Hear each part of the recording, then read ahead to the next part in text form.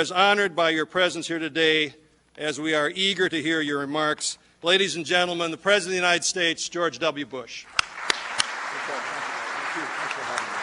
you for doing it. I'm anxious for it.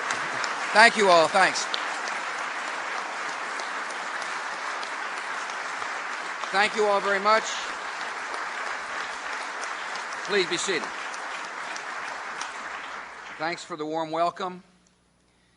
Thanks for inviting me to join you in this 20th anniversary of the National Endowment for Democracy.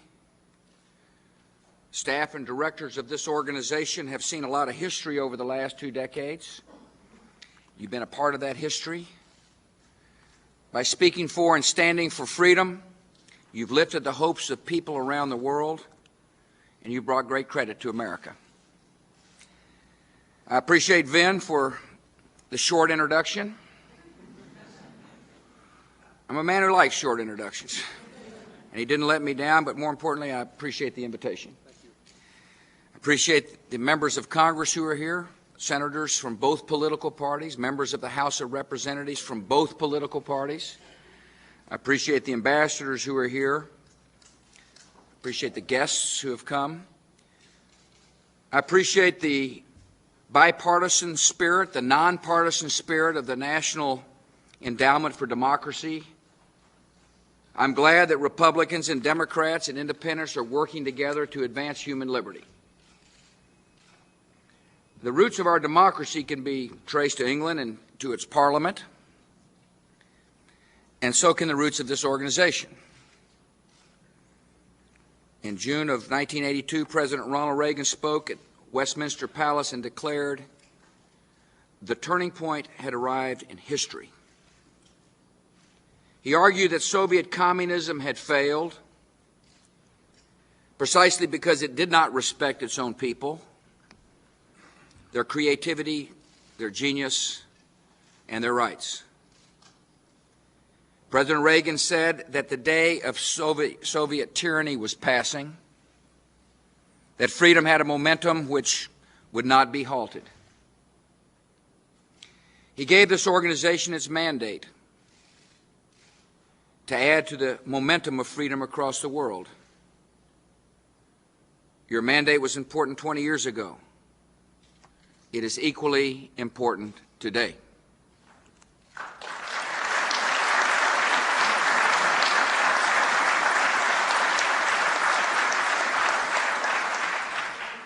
A number of critics were dismissive of that speech by the President. According to one editorial of the time, it seems hard to be a sophisticated European and also an admirer of Ronald Reagan.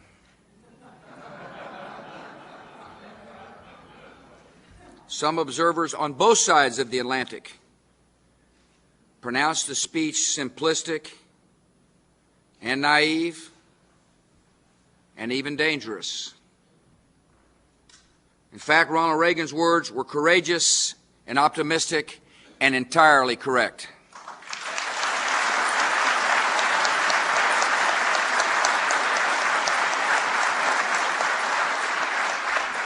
The great democratic movement President Reagan described was already well underway. In the early 1970s, there were about 40 democracies in the world. By the middle of that decade, Portugal and Spain and Greece held free elections. Soon there were new democracies in Latin America, and free institutions were spreading in Korea, in Taiwan, and in East Asia. This very week in 1989, there were protests in East Berlin and in Leipzig. By the end of that year, every communist dictatorship in Central America had collapsed. Within another year, the South African government released Nelson Mandela. 4 years later, he was elected president of his country, ascending like Walesa and Havel from prisoner of state to head of state. As the 20th century ended, there were around 120 democracies in the world. And I can assure you, more are on the way.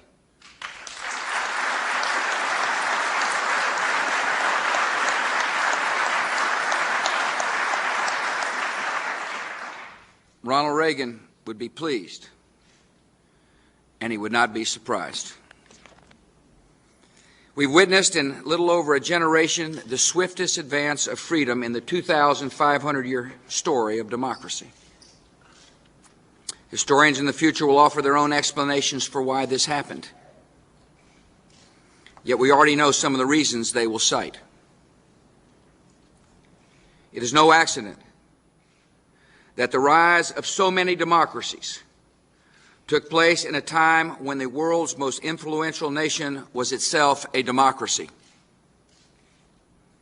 The United States made military and moral commitments in Europe and Asia, which protected free nations from aggression and created the conditions in which new democracies could flourish. As we provided security for whole nations, we also provided inspiration for oppressed peoples. In prison camps, in banned union meetings, in clandestine churches, men and women knew that the whole world was not sharing their own nightmare. They knew of at least one place, a bright and hopeful land where freedom was valued and secure. And they prayed that America would not forget them or forget the mission to promote liberty around the world. Historians will note that in many nations, the advance of markets and free enterprise helped to create a middle class that was confident enough to demand their own rights. They will point to the role of technology in frustrating censorship and central control, and marvel at the power of instant communications to spread the truth, the news, and courage across borders. Historians in the future will reflect on an extraordinary, undeniable fact. Over time, free nations grow stronger and dictatorships grow weaker. In the middle of the 20th century, some imagined that the central planning and social regimentation were a shortcut to national strength. In fact, the prosperity and social vitality and technological progress of a people are directly determined by the extent of their liberty. Freedom honors and unleashes human creativity, and creativity determines the strength and wealth of nations. Liberty is both the plan of heaven for humanity and the best hope for progress here on earth. The progress of liberty is a powerful trend. Yet we also know that liberty, if not defended, can be lost. The success of freedom is not determined by some dialectic of history. By definition, the success of freedom rests upon the choices and the courage of free peoples and upon their willingness to sacrifice. In the trenches of World War I, through a two-front war in the 1940s, the difficult battles of Korea and Vietnam, and in missions of rescue and liberation on nearly every continent, Americans have amply displayed our willingness to sacrifice for liberty. The sacrifices of Americans have not always been recognized or appreciated, yet they have been worthwhile. Because we and our allies were steadfast, Germany and Japan are democratic nations that no longer threaten the world. A global nuclear standoff with the Soviet Union ended peacefully, as did the Soviet Union.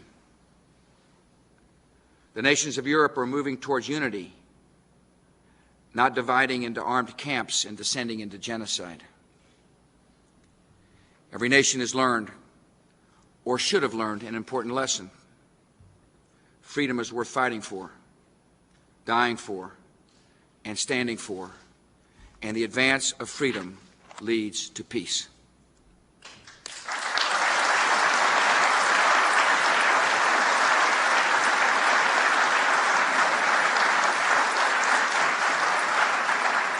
And now we must apply that lesson in our own time. We've reached another great turning point, and the resolve we show will shape the next stage of the world democratic movement. Our commitment to democracy is tested in countries like Cuba and Burma and North Korea and Zimbabwe, outposts of oppression in our world. The people in these nations live in captivity and fear and silence. Yet these regimes cannot hold back freedom forever. And one day, from prison camps and prison cells and from exile, the leaders of new democracies will arrive.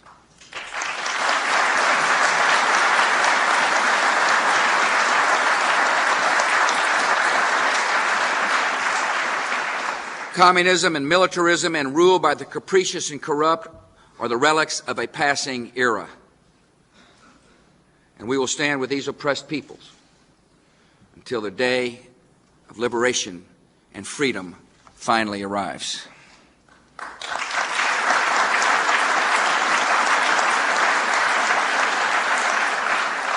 Our commitment to democracy is tested in China. That nation now has a sliver, a fragment of liberty. Yet China's people will eventually want their liberty pure and whole. China has discovered that economic freedom leads to national wealth. China's leaders will also discover that freedom is indivisible, that social and religious freedom is also essential to national greatness and national dignity. Eventually, men and women who are allowed to control their own wealth will insist on controlling their own lives and their own country. Our commitment to democracy is also tested in the Middle East, which is my focus today, and must be a focus of American policy for decades to come. In many nations of the Middle East, countries of great strategic importance, democracy has not yet taken root. And the questions arise: are the peoples of the Middle East somehow beyond the reach of liberty? Are millions of men and women and children condemned by history or culture to live in despotism? Are they alone never to know freedom and never even to have a choice in the matter? I, for one, do not believe it. I believe every person has the ability and the right to be free.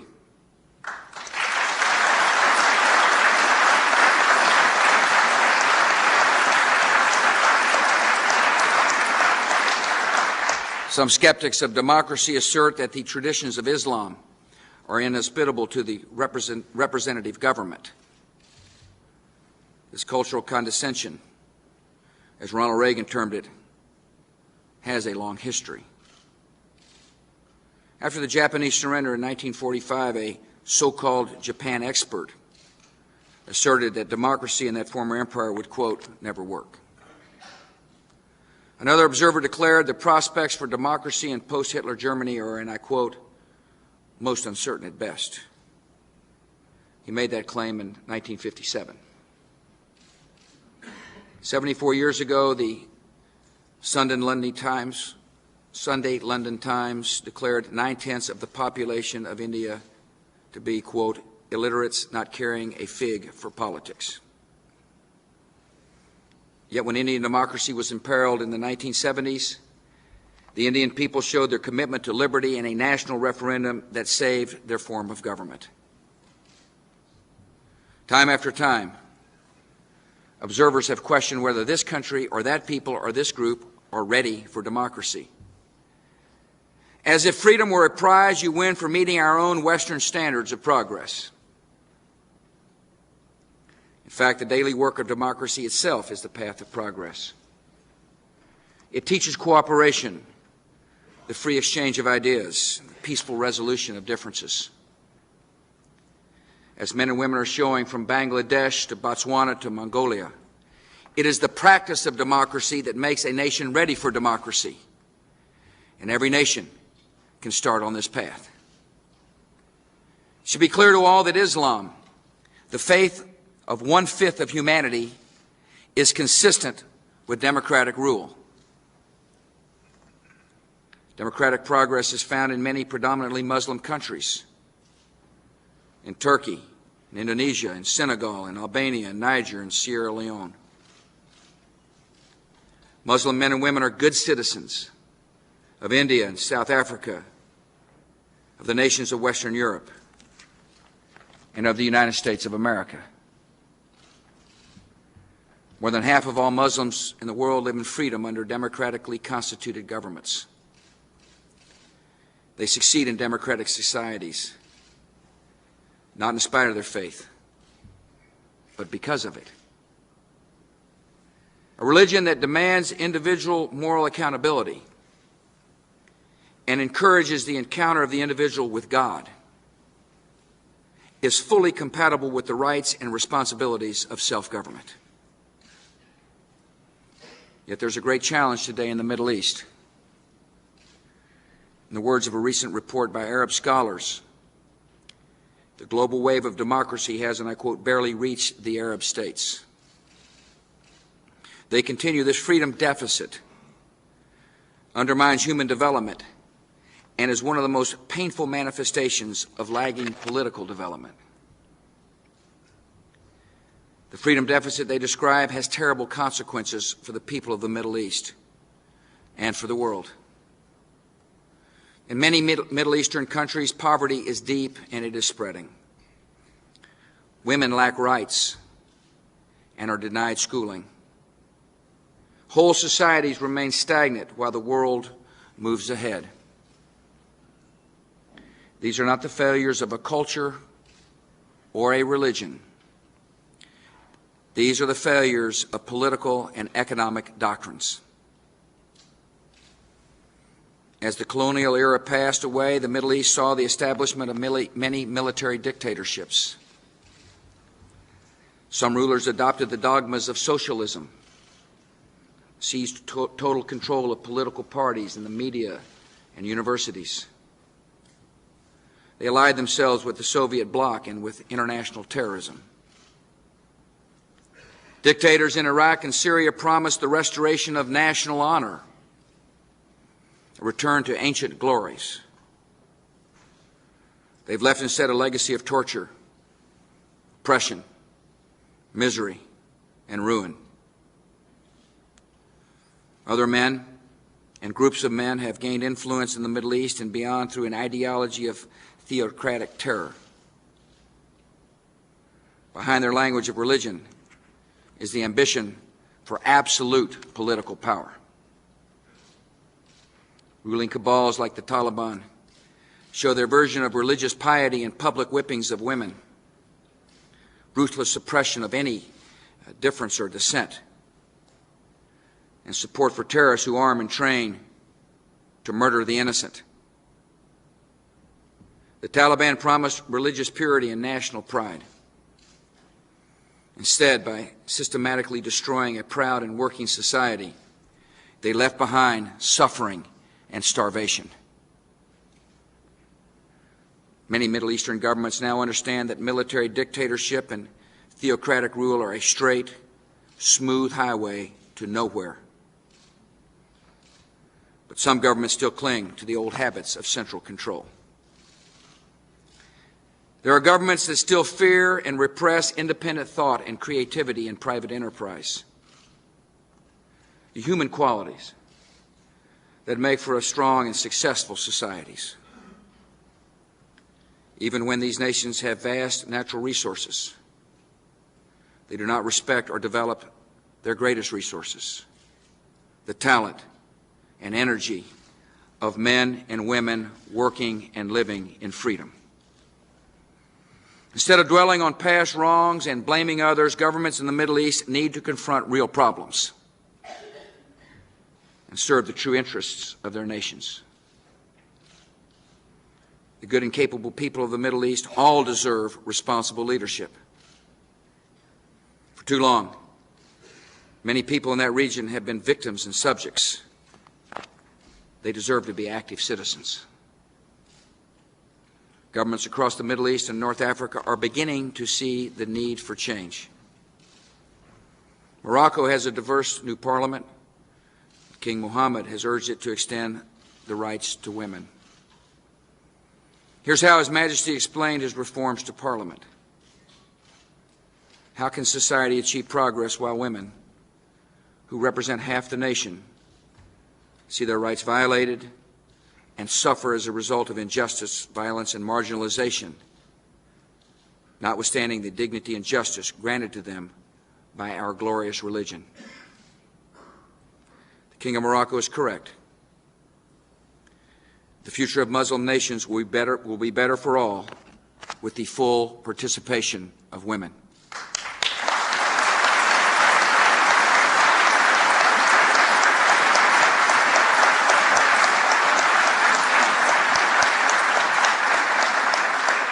In Bahrain last year, citizens elected their own parliament for the first time in nearly 3 decades. Oman has extended the vote to all adult citizens.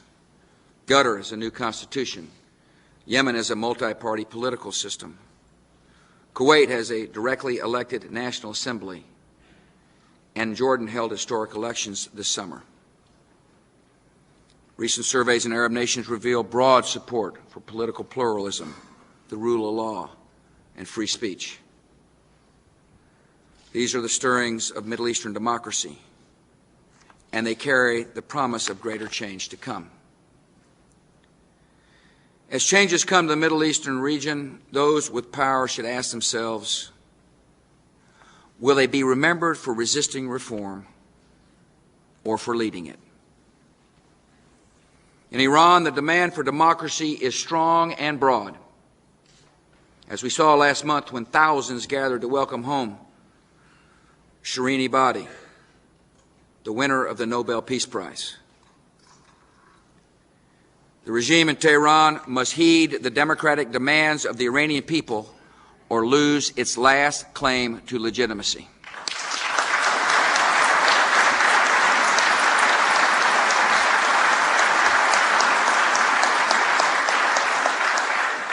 For the Palestinian people, the only path to independence and dignity and progress is the path of democracy.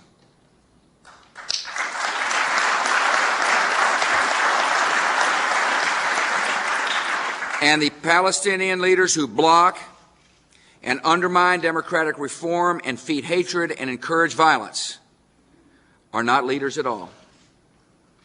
They are the main obstacles to peace and to the success of the Palestinian people. The Saudi government is taking first steps toward reform, including a plan for gradual introduction of elections. By giving the Saudi people a greater role in their own society, the Saudi government can demonstrate true leadership in the region. The great and proud nation of Egypt has shown the way toward peace in the Middle East and now should show the way toward democracy in the Middle East.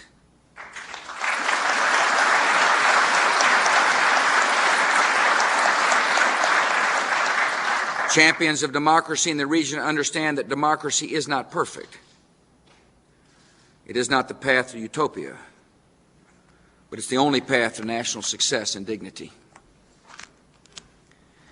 As we watch and encourage reforms in the region, we are mindful that modernization is not the same as westernization.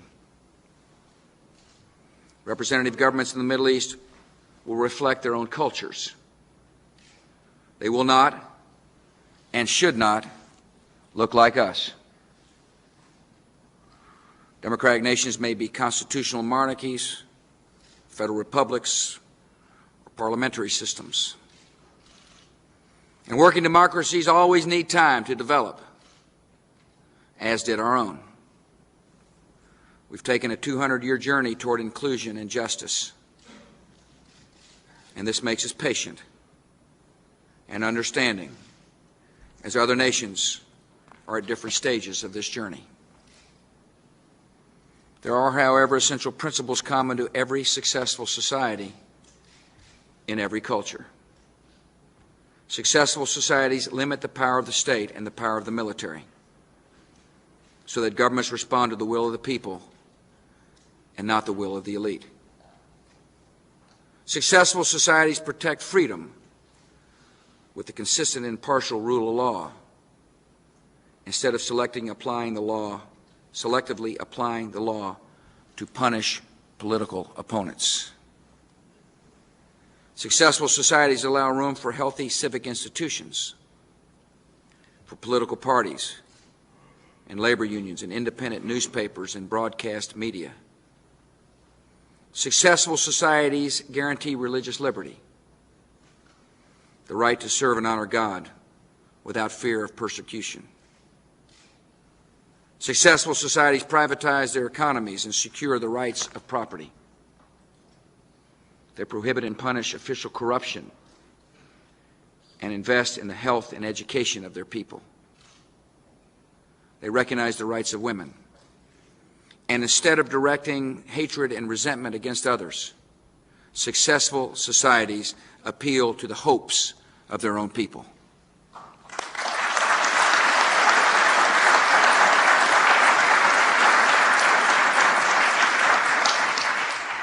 These vital principles are being applied in the nations of Afghanistan and Iraq. With the steady leadership of President Karzai, the people of Afghanistan are building a modern and peaceful government. Next month, 500 delegates will convene a National Assembly in Kabul to approve a new Afghan constitution. The proposed draft would establish a bicameral parliament, will set national elections next year, and recognize Afghanistan's Muslim identity while protecting the rights of all citizens. Afghanistan faces continuing economic and security challenges.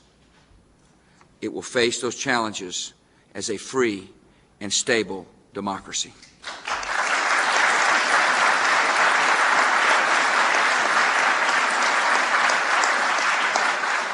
In Iraq, the Coalition Provisional Authority and the Iraqi Governing Council are also working together to build a democracy.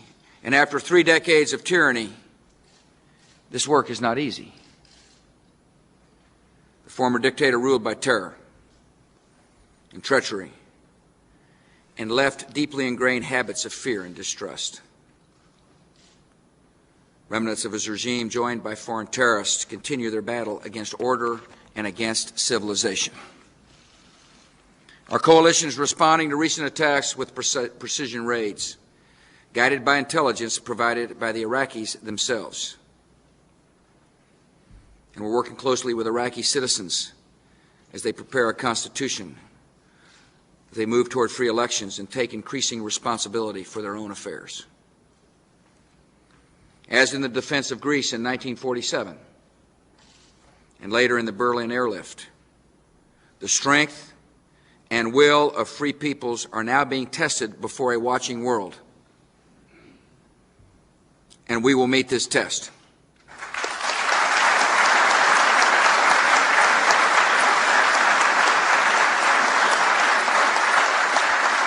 Securing democracy in Iraq is the work of many hands. American and coalition forces are sacrificing for the peace of Iraq and for the security of free nations. Aid workers from many countries are facing danger to help the Iraqi people.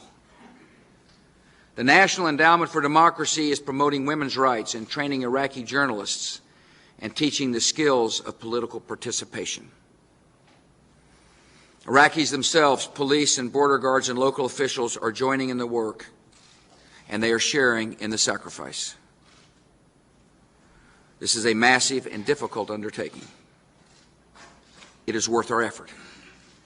It is worth our sacrifice because we know the stakes. The failure of Iraqi democracy would embolden terrorists around the world. It increased dangers to the American people and extinguish the hopes of millions in the region. Iraqi democracy will succeed, and that success will send forth the news from Damascus to Tehran that freedom can be the future of every nation.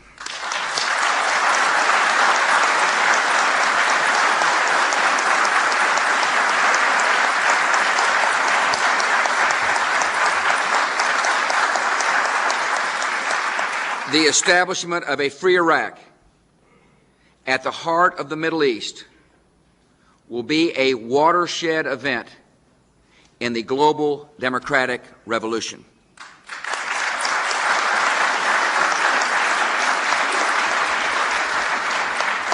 "60 years of Western nations excusing and accommodating the lack of freedom in the Middle East did nothing to make us safe, because in the long run, stability cannot be purchased at the expense of liberty. As long as the Middle East remains a place where freedom does not flourish, it will remain a place of stagnation, resentment, and violence, ready for export. And with the spread of weapons that can bring catastrophic harm to our country and to our friends, it would be reckless to accept the status quo.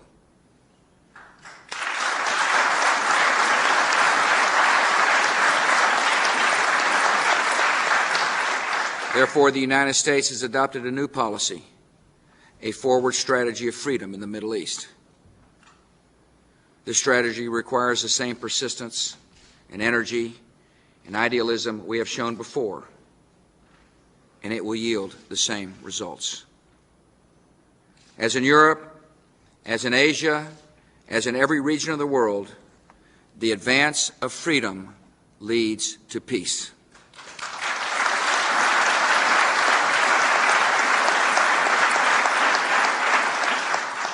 The advance of freedom is the calling of our time. It is the calling of our country. From the 14 points to the 4 freedoms to the speech at Westminster, America has put our power at the service of principle. We believe that liberty is the design of nature. We believe that liberty is the direction of history. We believe that human fulfillment and excellence come in the responsible exercise of liberty. And we believe that the freedom we prize, is not for us alone. It is the right and the capacity of all mankind.